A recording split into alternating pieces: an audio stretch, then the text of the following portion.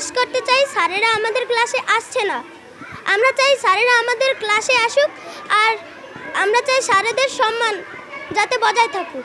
আমরা ক্লাস করতে চাই কিন্তু স্যারেরা আসে না। আমরা চাই স্যারেরা আমাদের এসে ক্লাস করুক, আমরা স্যারেদের সম্মান চাই।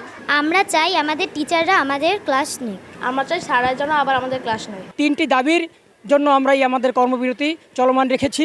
দাবি 3টি হচ্ছে, 1 নম্বর হচ্ছে সহকারী শিক্ষকদের এন্ট্রি পদ 11তম গ্রেডে নির্ধারণ করতে হবে।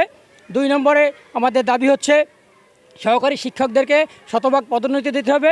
এবং 3 নম্বর যে আমাদের দাবি হচ্ছে সেটা হচ্ছে 10 বছর এবং 16 বছরে আমাদের টাইম স্কেল সেটি বহাল রাখতে হবে এবং দ্রুত সময়ের মধ্যে সেটি কার্যকর করতে হবে। আমরা আপনাদের মাধ্যমে আমরা বর্তমান সরকারকে এই মেসেজটি দিতে চাই, আপনারা আমাদের ন্যায্য দাবি পূরণ করুন, আমাদেরকে আবার ক্লাসে যেতে দিন। আমরা আমাদের সোনামণিদের কাছে আবার ফিরে যেতে চাই। মাননীয় বর্তমান সরকারের কেয়ারটেকার সরকারের প্রধান উপদেষ্টার কাছে একটাই মেসেজ দিতে চাই, আমরা সারা বাংলাদেশের ন্যায় সারা বাংলাদেশের প্রাথমিক শিক্ষকরা যথেষ্ট পরিমাণ অবহেলিত।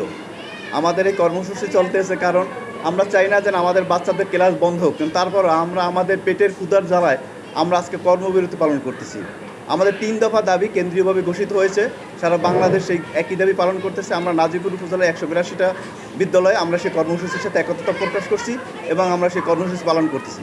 আমাদের এই আন্দোলনটা সহকারী শিক্ষকদের কোনো সুযোগ সুবিধা বৃদ্ধি বা বেতন বৃদ্ধির আন্দোলন নয়, এটা হলো আমাদের প্রাথমিক শিক্ষা সংস্কার আন্দোলন। তো এই আন্দোলনের মাধ্যমে আমাদের প্রাথমিক শিক্ষার একটা গুণগত পরিবর্তন আসবে। আমাদের দাবি দেওয়া আমাদের মাননীয় সরকার মহোদয় আমাদের মেনে নেবেন, এই আশাবাদ ব্যক্ত করছি। টানা 7মবারের মতো বেস্ট টিস্যু পেপার ব্র্যান্ড হিসেবে স্বীকৃতি পেয়েছে বসুন্ধরা টিস্যু।